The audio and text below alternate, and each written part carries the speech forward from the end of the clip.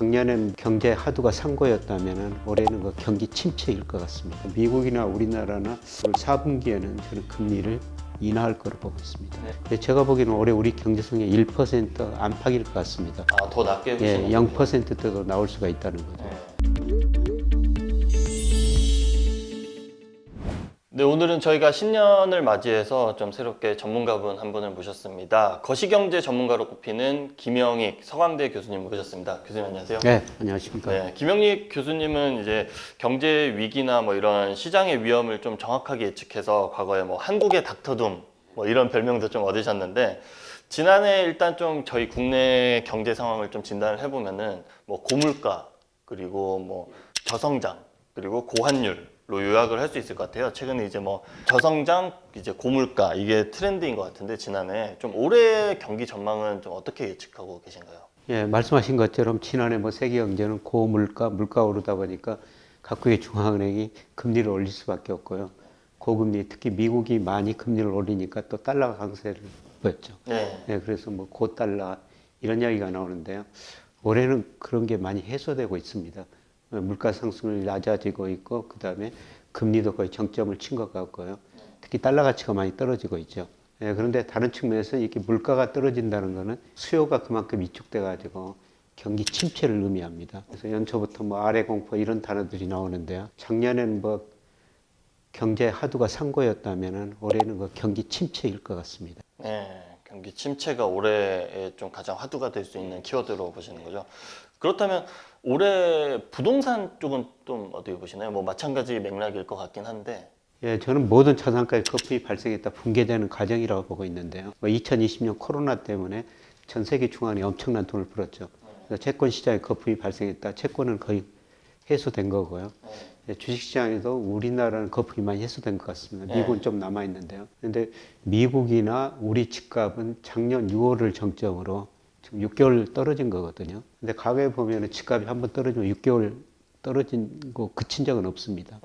부동산 가격, 특히 집값은 저는 사이클상 하락 국면 초기에 접어들었다 이렇게 지금 보고 있습니다. 그 어쨌든 6개월 정도 지금 지난해 6개월부터 하락을 계속 하고 있는데, 문제는 이게 좀 단기간에 저는 많이 빠진 게, 이게 완만한 하락이 좀 돼야 연착륙, 흔히 말하는 뭐 연착륙 이렇게 될 수 있는데, 지금 좀 빠르게 하락하고 있잖아요.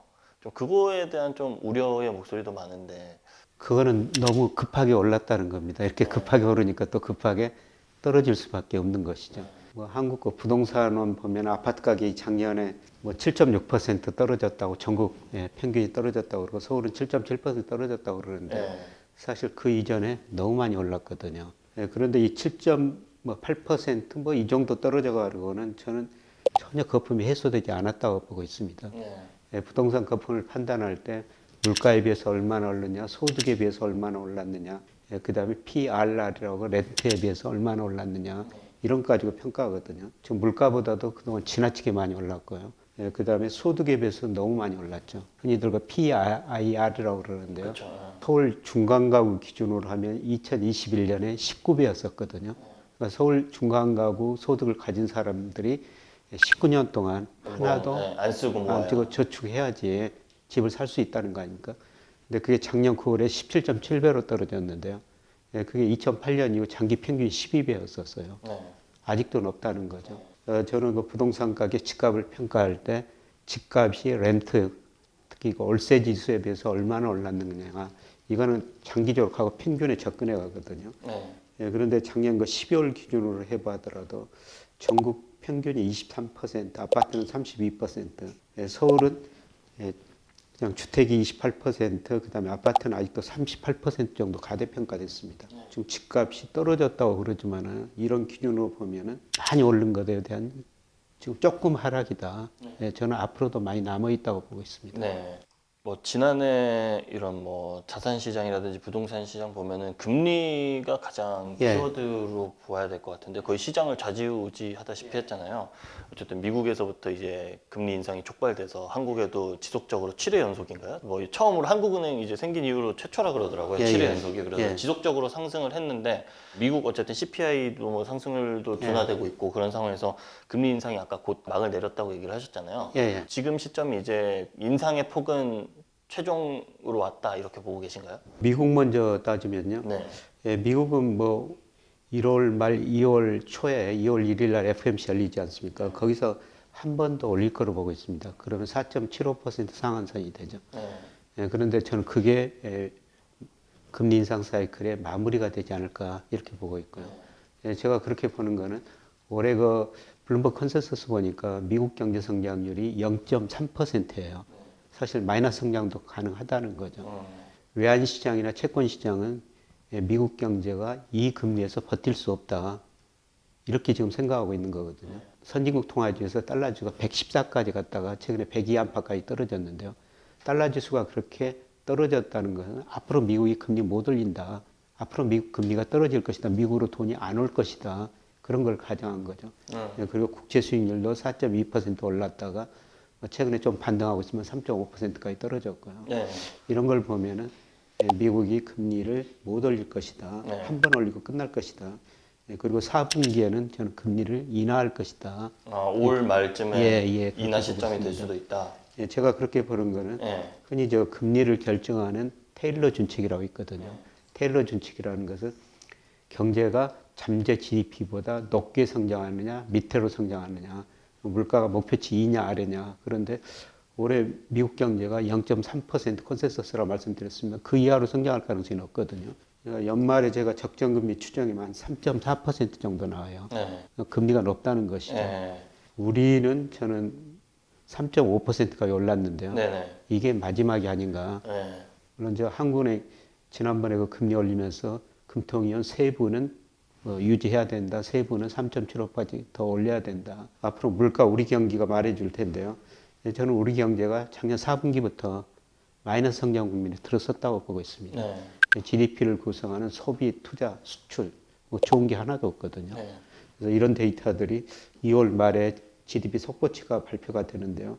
이런 데이터 보면은 금리는 올리기 힘들다. 네. 그리고 물가 상승은 낮아지고요. 그러니까 그 테일러 준칙 말씀드렸습니다만 올 4분기 기준으로 보면 제가 적정금리 추정 한 3% 정도 나오거든요. 네네. 지금 3.5%가 네. 적정보다도 높아졌다는 거죠. 미국이나 우리나라나 올 4분기에는 저는 금리를 인하할 거로 보고 있습니다. 네. 어떻게 보면은 당분간 좀 현재의 수준에서 좀 지속하다가 4분기 시점에 인하 가능성. 예, 그렇습니다. 그러면 거의 한 1년 동안 이런 좀 높은 상황에서 이제 많은 분들이 고금리라고 생각하는 상황에서 지속이 되는 건데 경기 침체 가능성 우려도 올해 좀 있을 거라고 보시나요? 아무래도 뭐 경기 침체로 물가가 낮아지면 금리 인하 가능성도 좀 빨라질 수도 있을 수 있잖아요. 올해 우리 정부가 뭐 경제성 1.6, 한국은 1.7 네, 그 전망했다가 정도더라고요. 더 내리겠다 이런 이야기를 했는데요. 제가 보기에는 올해 우리 경제성의 1% 안팎일 것 같습니다. 아, 더 낮게 예, 보시는 0%대도 나올 수가 있다는 거죠. 네. 가계 소비를 보면은 작년에 물가는 올랐는데 임금이 더 올랐습니다. 실질소득 감소고요. 주가 떨어졌죠. 집값 떨어지고 있죠. 역의 부효과가 나타날 수가 있고요. 그 다음에 금리가 오른 만큼 소비가 줄어들 수밖에 없죠. 그래서 우리 가계가 원리금 상환 부담 비율이 한 40% 정도 되거든요. 그러니까 1년에 100만 원 벌면 40%를 원리금 상환에 써야 된다는 겁니다. 별로 소비할 돈이 없죠. 그리고 기업들 설비 투자 작년에도 감소했으면 올해도 감소할 가능성이 높고요. 중요한 게 수출이죠. 수출이 작년 10월부터 전년 동월 대비로 지금 감소 들어섰고 지금 10% 정도 감소하고 있는데요. 저는 올 상반기에는 15 내지 20% 정도 감소하리라고 보고 있습니다. 네. 그래서 이런 걸 보면은 올해 우리 경제 성장률은 1%도 나오기 힘들다. 그러면 사실 뭐 경기 침체에 비슷한 거죠. 이런 걸 보면은 금리는 올릴 수 없다. 이렇게 볼 수가 있고요. 시장에서는 이런 걸 미리서 반영하죠. 저는 시장이 똑똑하다고 보는데요. 우리 10년 국채 수익률이 얼마 전에 4.6%였어요. 네. 근데 최근 3.4%까지 떨어졌지 않습니까? 그리고 과거 보면은 시장 금리가 하락하면 한국은행도 기준금리 인상을 멈췄고요. 그 다음에 일정 시점 지나면 금리를 내렸었습니다. 시장은 이미 금리 인하를 미리서 반영하고 있다 이렇게 볼 수가 있겠습니다. 네, 알겠습니다.